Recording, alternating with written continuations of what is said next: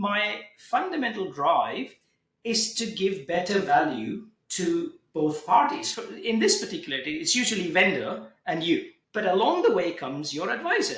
Here's one third order learning. Don't skip on financial, don't skip on professional advice. Pay for good advice. Absolutely. One of my favorite sayings is, if you think professionals are expensive, you wait until you try amateurs. Exactly.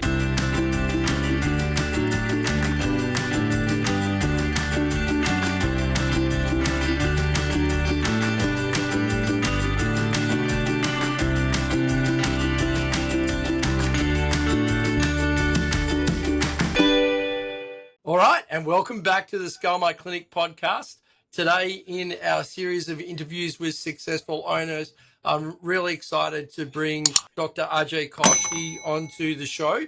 Ajay has a life and business partner in Mansi, and they together own Pulse Medical in Algestar in Brisbane, Queensland. Welcome, Ajay.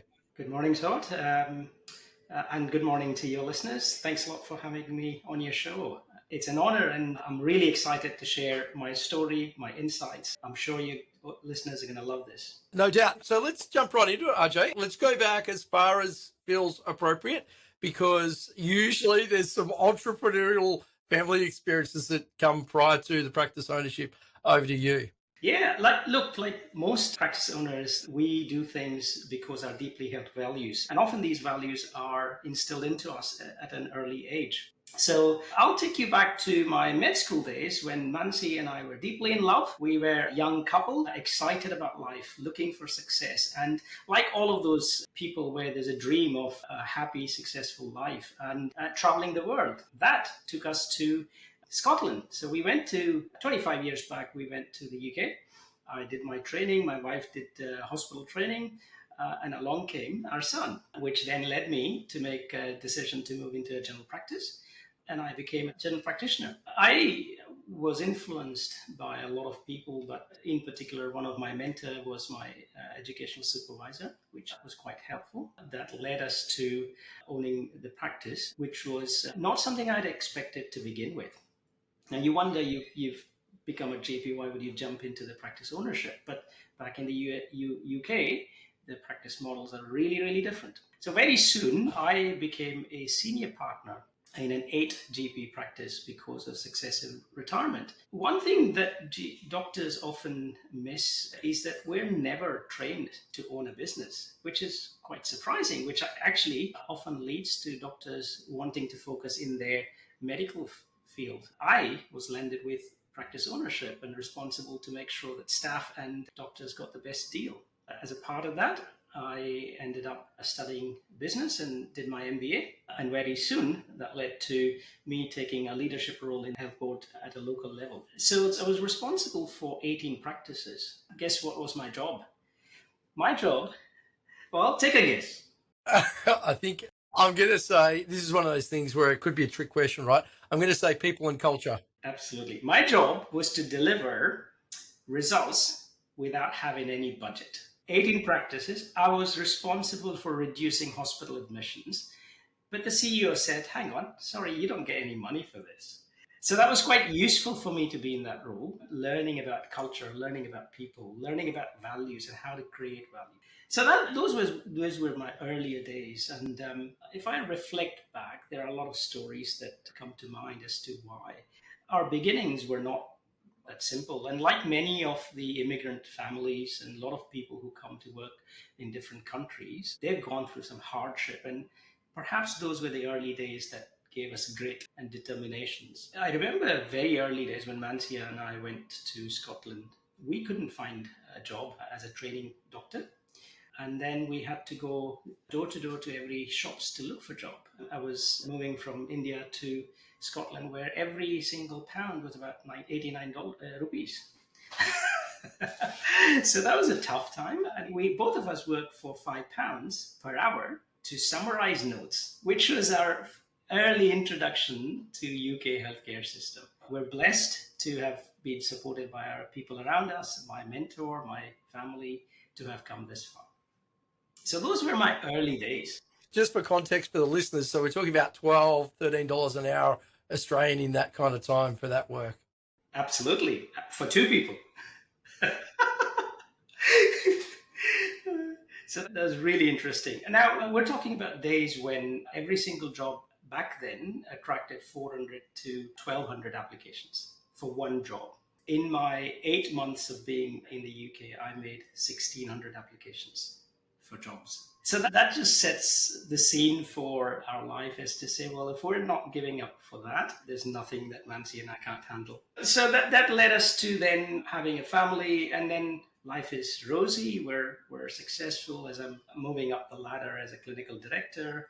Every 2 years, I have to have a new challenge. So I picked up GP training, and then I became a trainer of the GP trainers, which then helped me understand the nitty-gritty around how doctors make decisions and how we can support them to deliver better outcome. So it was a unique combination of management, clinical side, training, which I think was a blessing to have, to acquire skills which are actually needed in the upcoming and new practice owners. And as we see the decisions that are being made in the healthcare system in Australia and across the world, you will clearly notice the lack of clinical input. How should I say that? It does show up, yeah.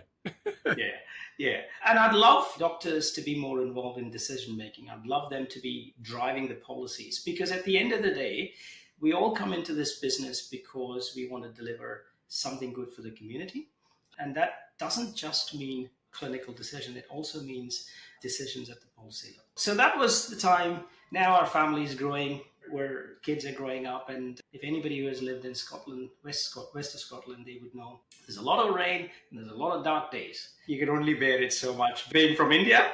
So we jumped in Queensland, and then we've been in Brisbane for about the last 8 years, and that's been a ball. Well, that's a good antidote to west of Scotland, really, where you will get longer days and you will get a lot more sun. Absolutely.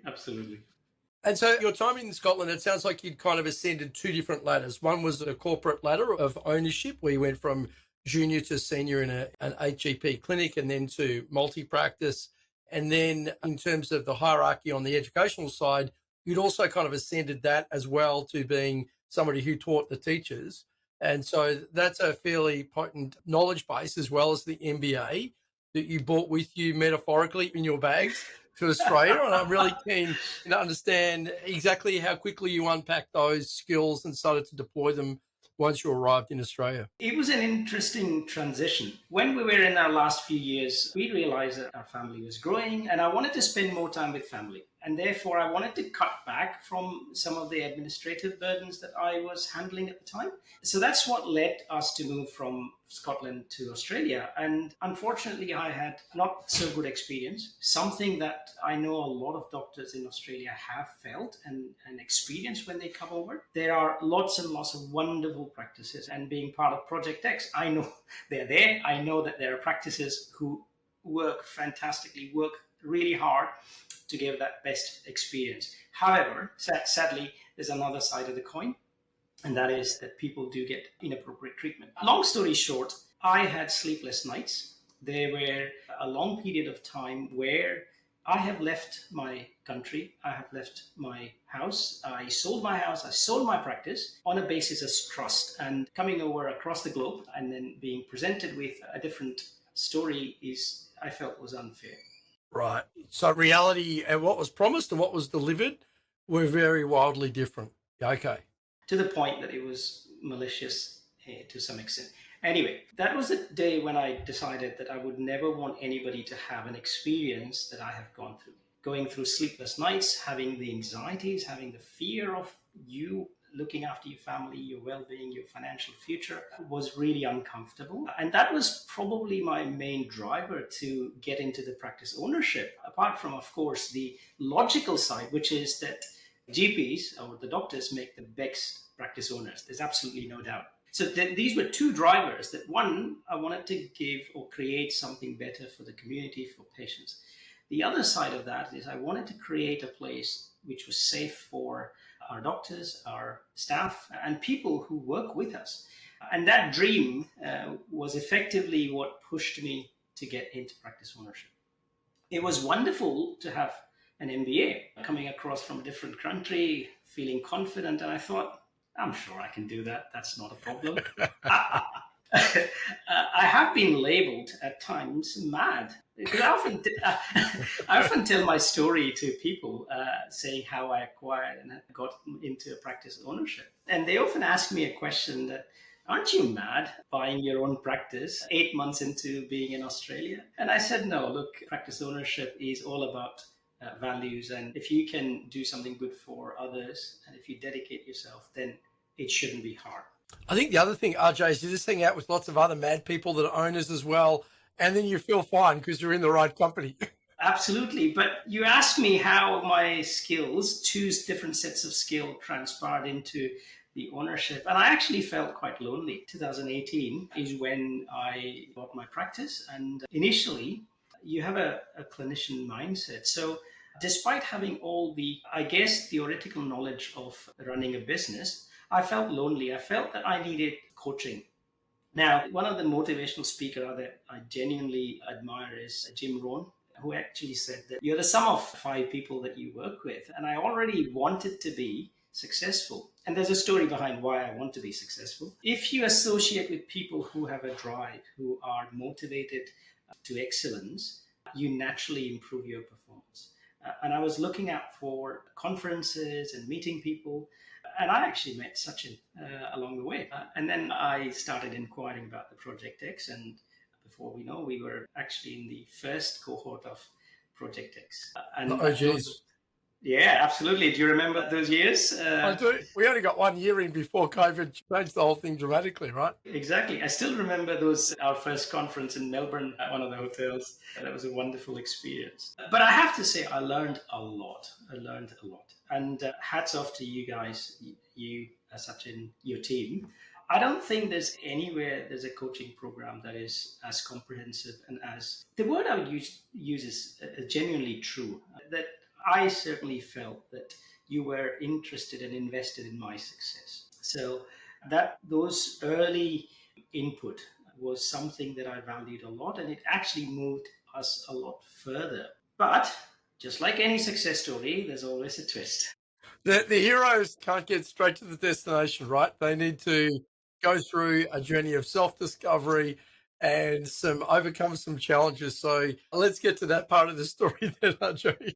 Exactly. It wouldn't be fun if you didn't have problems along the way, right? And here's my problem, that I was learning so much. And I just wanted to implement every single thing that I learned. But being a small practice, we were actually only 2 GP practices at the time. It was so difficult to implement everything. I mean, look, every single owner session was a nugget of gold that if we had implemented, if we had set aside time and did it, then we would be so much further ahead. But the biggest limiting factor for us at the time was my personal time. So we started to implement those things. We stepped back and we purposefully took out a couple of years in order to get our base strong.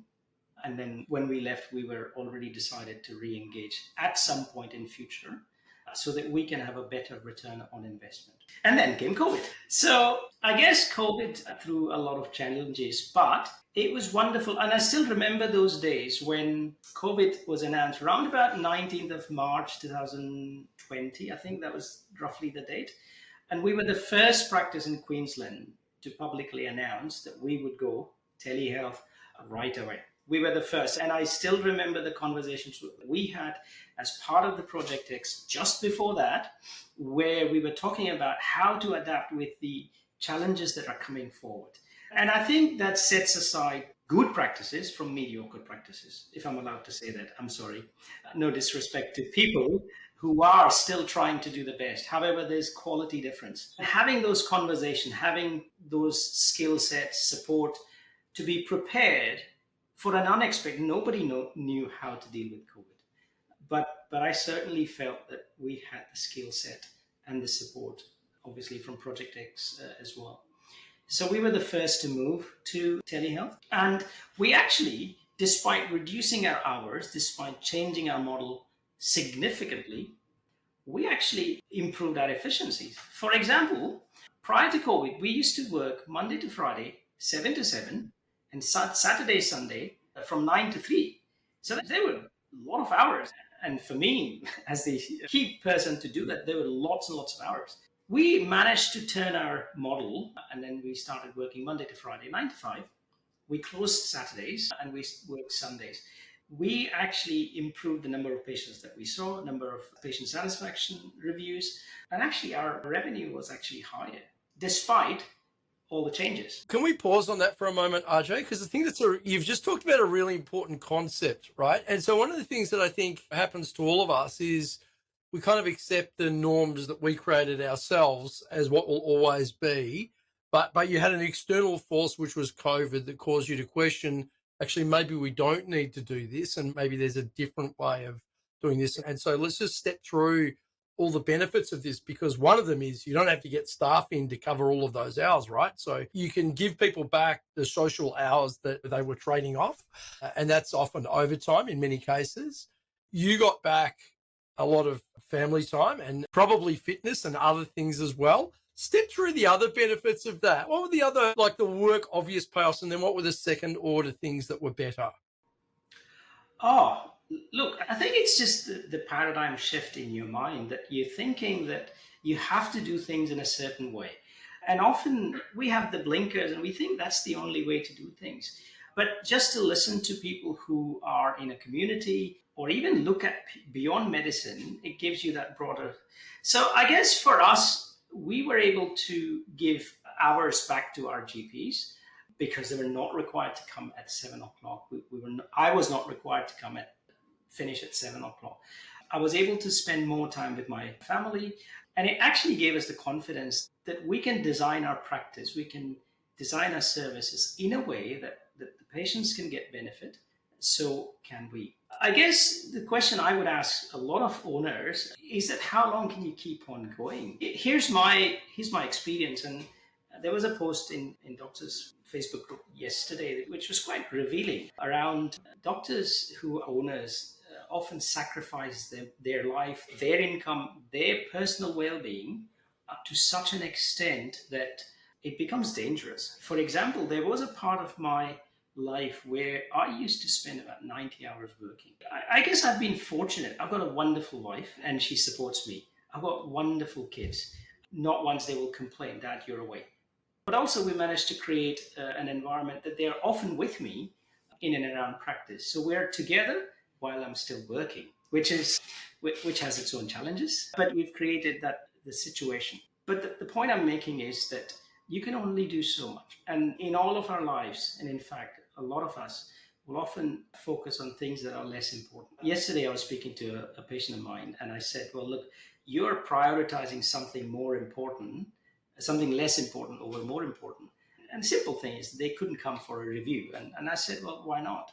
Oh, well, I work at such and such hour. And I said, well, look, it would be easy to replace you as a manager, but it would be hard to replace you as a father. And one of the things that practice owners, particularly early stage practice owners, small practices, is they sacrifice a lot. And having that support, knowledge, insight, and actually you learn a lot from looking at other owners. So when you listen to that story and they say, well, hang on, we don't do this. And you wonder, hang on, I've been doing this for the past 10 years. It gives you a reference point. It gives you a mirror, which then allows you to critically assess your performance.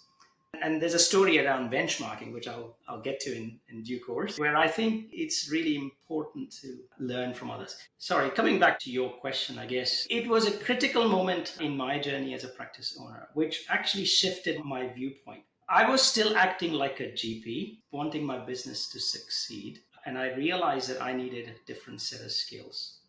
I needed to change gears. It needed to be something different, that I needed to go from one-to-one, which is to improving someone's life, it's solving someone's problem as a patient. So that's a one-to-one transaction. I had to step up to a one-to-many transactions. And I realized that was my time to shift gears. That's a really big insight, because a lot of owners never make that step. So they treat ownership like patient encounter. So they tolerate a lot of excuses, variable standards. And this is not in the negative connotations, but stamp their authority on things. It's kind of the practice is run passively as a shareholder rather than as an owner. And so that does create a very different dynamic. So that's awesome that you kind of stepped into this different persona, different mindset of an owner versus a GP. What were the biggest insights in that from your perspective?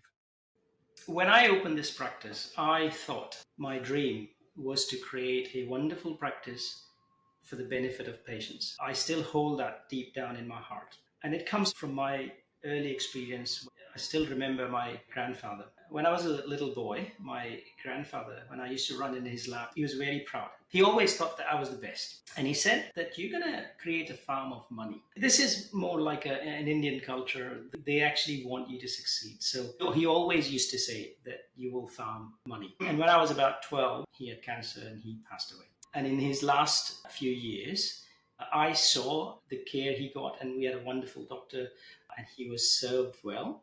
And it almost instilled into me that those essential, I guess, feelings where we can serve people. And that's almost throughout my career that has led me to all the decisions I've made. When I opened my practice, I really wanted to be the best in Brisbane, or I guess best in Queensland or Australia, to be able to serve the community. In the first 2-3 years, I had so many challenges, so many obstacles that I had to face. And I soon realized that I can look after a set of patients, 1,500, 2,000 patients, and I can give them the best clinic. But I can never, ever, ever give best clinic to 10,000 patients, 50,000 patients on my own. What I needed to do was to create an environment where people can succeed in achieving their goals. I guess which was the insight where it switched from being the best clinic for patients to being the best clinic for the doctors. Now, it's simple. If I look after people who work with us, doctors, allied health, nursing staff, our reception staff, then they naturally are going to be happy, which means my patients are naturally going to be looked after well. And I think that's probably the biggest shift I've had in my mindset. The other side of things, which again, coming from the NHS, and a lot of people who have been in NHS are actually trained to believe that everybody should have a universal healthcare. And I still believe that. I still believe in universal healthcare. Where the change has happened is, instead of that being free, I do believe for a healthcare system to be viable and efficient, there has to be an element of payment. And the reason why that has to happen is that those who can afford should pay, so that those who cannot afford get the care that they need. One of the terrible experiences I've had in NHS is that there's a lot of waste because everything is free and services are abused. An Australian saying is, if the tram's free, everyone rides it, right? I've got another story for that. In our part, there's a story that if it's $5, I want it for $1. If it's $1, I want it for free. But if it's free, I want 3 of them.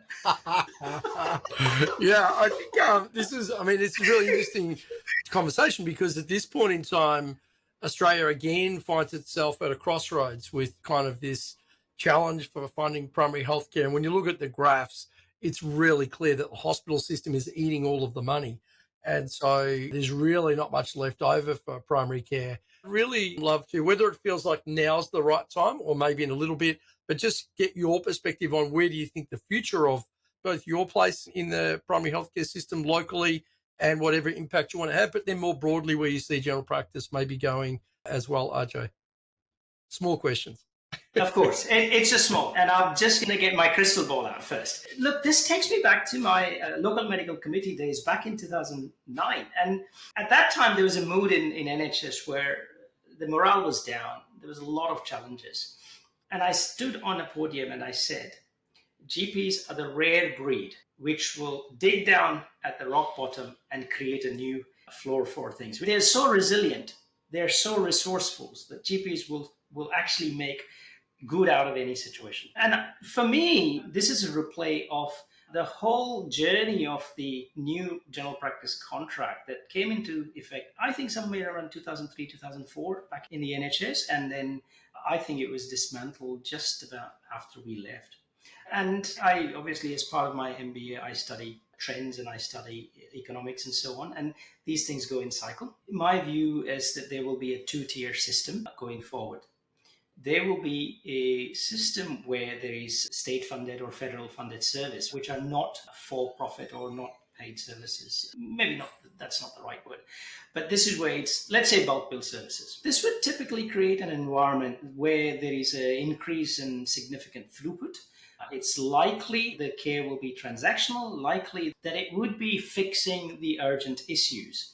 And the second set where practices with enduring competitive advantage, practices which are able to create value for their customers, are likely to have a separate offering. This is where it would be more of a proactive care, prevention, and really getting to the nitty-gritty of what the reason why patients are there.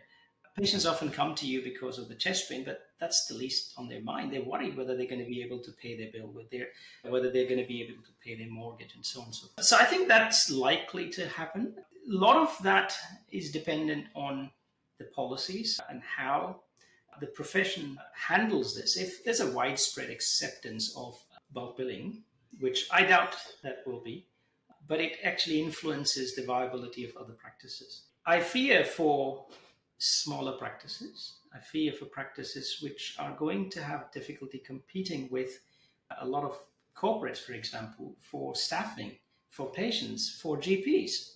And that leaves them in a really vulnerable position. So, Todd, I don't have crystal ball, but those are my views. I do believe firmly that places where there's good culture, there's a genuine solving problem and creation of value are likely to be successful and will continue to exist. Yeah, it's interesting. So really what you're saying is, and I think it's an excellent summary of things, Ajay, there's really two extremes here. One is the lowest cost provider in Australia. That means that you would be bulk billing your services. The biggest challenge with that is that you cannot have a structural, competitive, low cost environment to provide those low margin services, just because you've still got to pay humans, you've still got to pay rent, you've got to pay your taxes. An NFP maybe gets rid of some taxes, but what they lose in tax, they usually make up in overpaid execs and slow decision making. And so you can't really structurally have that. So what you need to then do instead is to have a higher volume of people and address things to a shallower level. And then on the other side, you're going to have people using the full breadth of their kind of clinician and diagnostic ability, just dealing with both the first order and the second order consequences. And there's going to be a premium associated with that. And so they're really the two ends of the spectrum. And there'll be a couple of things that are kind of a mixture of those in between, but for the most part, they're the two ends of the spectrum. And then doctors on an individual basis, as well as owners choosing where they want to be, the doctors have to choose what type of work do they want to do. Are they the ones where they're doing the fast medicine that's pretty superficial, or do they want to get in and do the stuff that's deeper and a bit more meaningful? Absolutely. Absolutely. Interesting. And so let's bring it back to a personal level. I'd love to know from you now. I had a quick peek on your website. I saw you have 6 GPs at the moment at Pulse. Where do you see the future for you in the practice? So what's on your mind and what's on your agenda for the next sort of 6 months, 12 months, 18 months? Once again, I'll get my crystal ball. I think it comes down to one of the things that we often talk about in Project X is the success pyramid. We often talk about revenue, profit, and then we talk about order, impact, and legacy. It actually ties very well with our previous conversation about fixing one-to-one problem and fixing one-to-many problems. I certainly felt that over past 2 to 3 years, when we onboard a new doctor, we often go through a very extensive induction program. And not just that, even as part of our routine, we now have 6 weeks game plans embedded in our routine. We have a weekly meeting with doctors. We have a weekly meeting with staff. Everybody's on the same page, right? And you often talk in your program a timeline where on the x-axis there's time and on the y-axis there's performance. And you often say that people either keep improving, people either stay and then start to fall off. Do you remember that? Yeah. I'm sure you do. I'm glad it's sticking. That's perfect, Ajay. Well, see, I'm a good student. But the important thing about that is that the first 6 to 9 months is the foundation.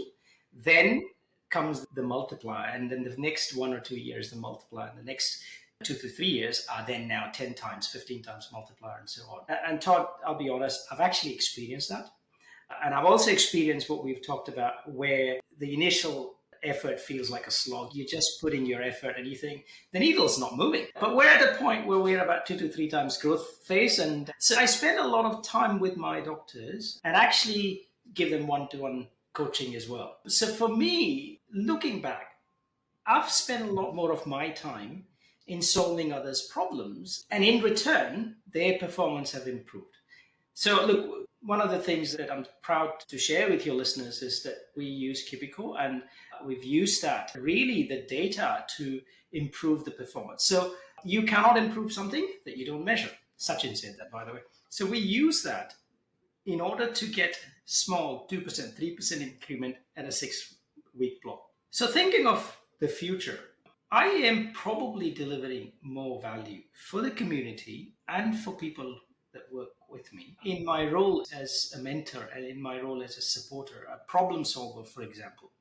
We have no doubt that we are being approached by prospective doctors. We are approached by staff that want to work with us. I guess it's a full circle. It goes back to that original dream of creating a practice which gives the best possible care to the people around my suburb. So I think opportunities are coming, and I think it's success breeds success. It is where you automatically become a magnet for people to come and join you. And why not? If you give them a wonderful environment, if you value them, if you genuinely care about them, then why not? Yeah, absolutely. People want to see they've got a brighter future, right? So that's really what they're joining for. I guess there are certain areas that I feel I have interest in. I think teaching is a key part that I desperately miss. Back in Scotland, as I said, I used to train GPs and train GPs to train GPs. Sadly, in Queensland, new practices are not being taken up for the training practice. So that's been a limitation. We still teach medical students. But I think over my last 4 or 5 years of engaging with a lot of doctors need education in terms, and I can't teach medicine to anyone. People know medicine much better than me. What I feel I have expertise is in entrepreneurship, business, personal finance. One of my, I guess, recent hobbies is property development. And that's led me to this concept of FIRE, financial independence and retire early. Now, look, I'm a workaholic. I would never retire. Proud workaholic, I would say. But it gives me joy. Working gives me joy, right? But I feel that there's a purpose behind it. And the purpose is to be useful to someone. And almost on that pyramid, we're talking about impact and legacy. So I'd like to create an environment where GPs who need support are supported. There's a lot of learning to be had. There's a lot of learning to be shared. The practice is growing and will grow, I have no doubt. But I think what I often ask myself a question, what can I do that the experiences I have are shared with people so that they can benefit now? Yeah, I think there's two things that I'd love to pick up on. The first one is you mentioned that you have a mentor-like role with the other people in the practice and help with problem solving. It sounds like that interaction is actually a lot more coach-like than what it might have been in the past. Certainly, I found myself that one of the problems with being a doctor is you're paid for advice, but when you're leading people, they don't really want advice, and advice kind of takes away people and individuals' accountability and responsibility. So it sounds like you're having much more coach-like encounters, both with your GPs and your employee team. Is that right? Yeah, absolutely. Yeah. And it's a stepwise approach. So you're trying to build a foundation for them to succeed, and then you give the next layer and the next layer and so on and so forth. And it's so rewarding to see that all of a sudden a certain aspect can change simply with a simple advice, a simple thing. Just to give you an example, we had an experience of insignificant waiting time for patients, and it's because we provide comprehensive care, right? So it was working on that. And again, we actually did this as a part of 6 weeks project, and we got the waiting time from 27 minutes down to 13 minutes in a 6 weeks block. Yeah. So our patients were very happy. Our GPs were less stressed and so on. So I certainly feel that that's the direction I'm heading to. And I guess now those who have been with us are now in a position to actually help people who are coming. So it's an effect of, I guess we've created an environment where it's a natural thing to be improving to help others improve. That's awesome, that collaborative approach. I think there'd be a lot of owners that are listening or watching this that are thinking, I'm afraid to talk to my GPs. Could you perhaps give a framework for how you approach those conversations and what you do with the kind of, I'm just going to say complaints, but the feedback that's kind of around irritations for GPs, because that's probably the main thing that's causing people to avoid those conversations from my experience. Absolutely. Todd, we can, just for this, we could talk about 1 hour, right? I'm sure you would remember in early days of Red Pill program, you introduced the concept of Wiffle, where you want to genuinely listen to what the other person is saying. It is fascinating to see that a lot of people actually do not communicate effectively. The other person's talking, but you're having a conversation in your head. You'd remember Chris Voss in his book, Never Split the Difference. exactly, where he says that people talk with 3 or 4 voices in their head. So when you communicate, and I take it to my heart that you really, really want to listen to someone when they're talking to you. So that's my framework to say, when you're engaging with a conversation, you really want them to say what they want to say. I recently started following another excellent speaker, Jefferson Fisher. He has a new book out where he actually says that when you're talking to someone, they have a full glass and they are pouring things out. They're saying everything to you. Maybe frustration, maybe they've got a problem, maybe they've got something they want to get off the chest. And what normally happens is people try to tell them, oh, no, it's not like this. Often people become defensive. Often people say to them, well, hang on, it's not like this. And Jefferson gives a really good analogy. He says their glass is full and you're trying to pour water into that glass from your pitcher. What he says is let the glass be empty. Let them say whatever they want to say. You understand, and then you try to give your side. And I think I've found that it works. One of the other things that I have found is that GP owners often don't go and talk to their doctors because of that fear. And look, I've been there. And the fear could be, what if they get upset? What if we can't solve the problem? What if it goes wrong and other people get upset about it? Been there, done that. But once you get past your initial fears, you genuinely start seeing yourself in their corner as opposed to 2 different sides. I mean, the worst that's going to happen is that we uncover a big problem. Now, that's still good for us. We could still solve that so long as you have faith and trust into each other. And I guess we're fortunate to have we've come this far to be in that position where our team can trust each other. Yeah, that sounds like a really important foundation. I mean, it is an important leadership foundation, but just in the work that you're doing in both your practice and in the community, that's a huge part. And that only comes through repeated efforts, right? Trust is not something that people automatically share or hand over to you. They just want to see that you are consistent and that you follow through on your promises and you don't behave in any way erratically in your role. Absolutely. I think, those things are often taken for granted, but they're super important. I'd love to, if we could, just slightly change direction and just spend a little bit of time on the sort of 2nd and 3rd order benefits of growing a practice to 2 to 3 times the size that it was. And then if we could touch on I'm not going to call it a hobby because that would be to downplay it, but your new interest in property development, just sort of some of the other things that practices can provide outside of your life in the actual business. What else has the practice done for you? Can you explain 2nd order and 3rd order? Yeah. Just before I go in a tangent. Yes. So I have this personal belief that business is a great personal development tool because it tends to be that it will magnify any of the areas that need attention.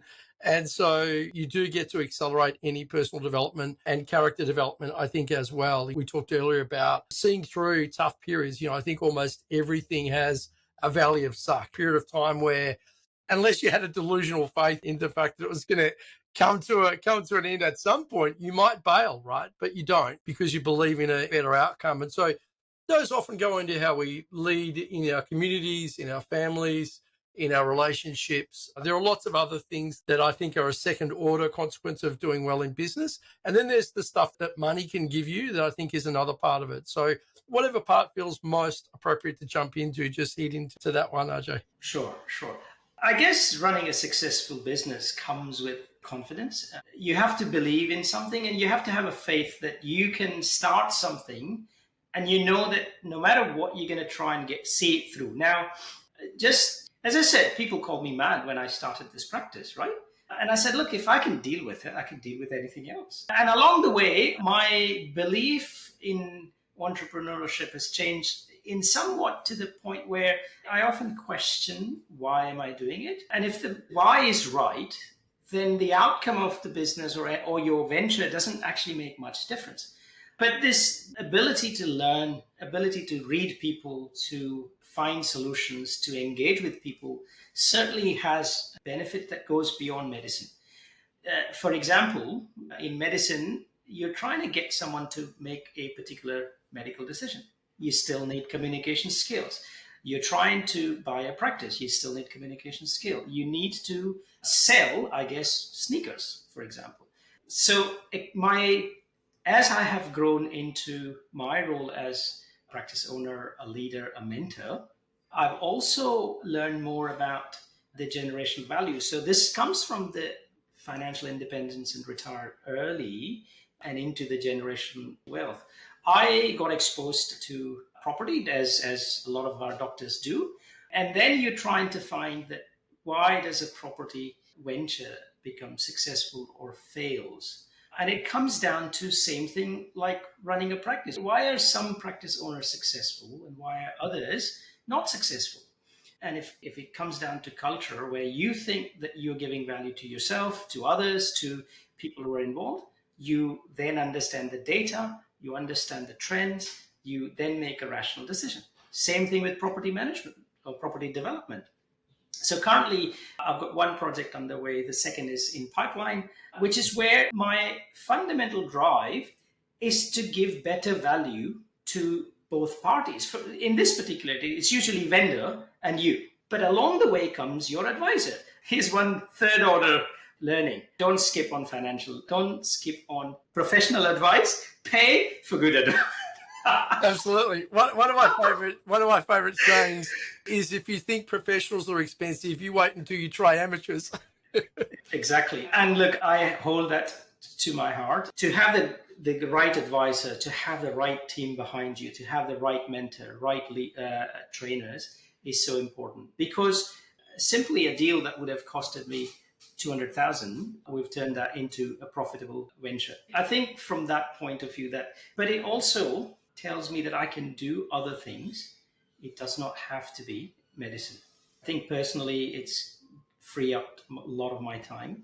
I'm happy to admit that I have been running every single day for 3 months at a stretch, which previously wouldn't have been possible. So every owner wants free time with their family. They want their family to do well. And if you are able to spend time with them, then that makes a huge difference. 100%. Yeah, there's no substitute for that, right? It really is about getting some time freedom that allows you to sort of show up to the things. I think there are two types of things that are important. One is to consistently be there at the times that matter. It doesn't matter whether that's training for sport or reading a book at night time or family meal time, that. And then the other one is the kind of the ad hoc stuff that comes up that in certain roles can be difficult to say, I'll be there.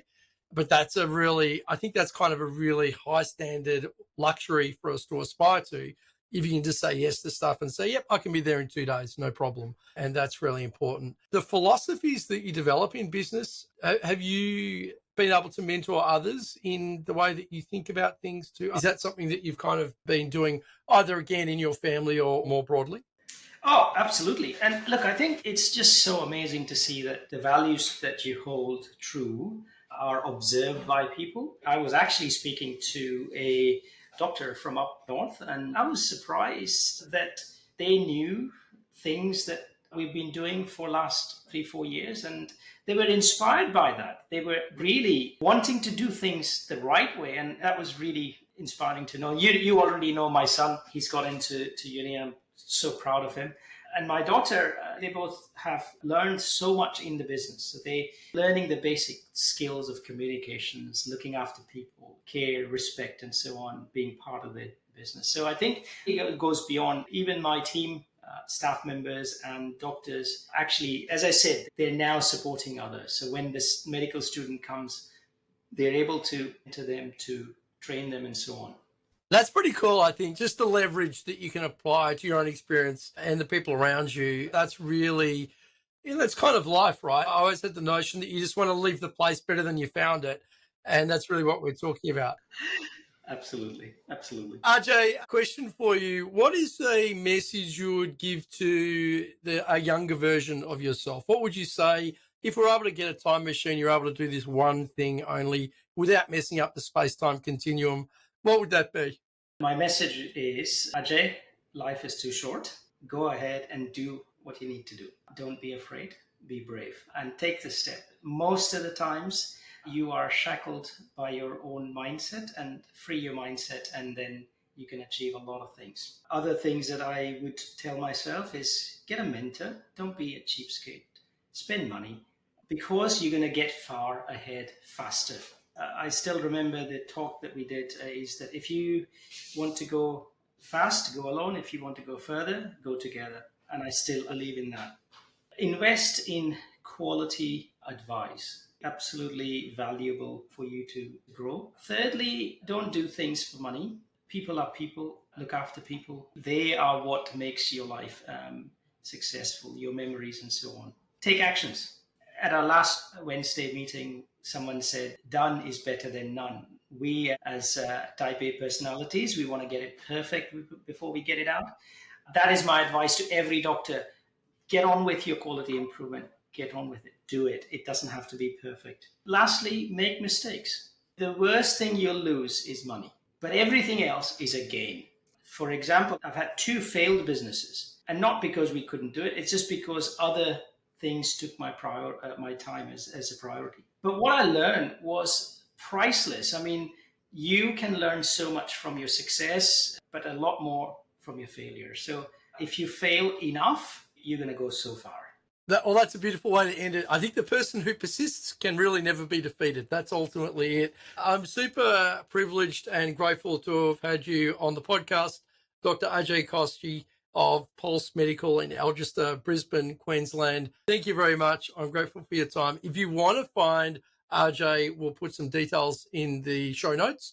Some of you might be GPs that are thinking, I'm not ready for ownership yet, but this is around the corner from me, or it's a place I'd like to travel to and go and work with RJ, please reach out to him, have a chat about it. Anybody else that wants to chat about anything to do with the coaching side knows where to find us. Thanks again, RJ. Thanks a lot, Todd. It was a pleasure speaking to you. I hope your listeners find value out of this, and it's a joy. I do want to say that you've created an amazing community where you genuinely meet people who become your friends, and it's rare to see. So I really appreciate that. Thanks a lot for inviting me, and I hope you have a wonderful day.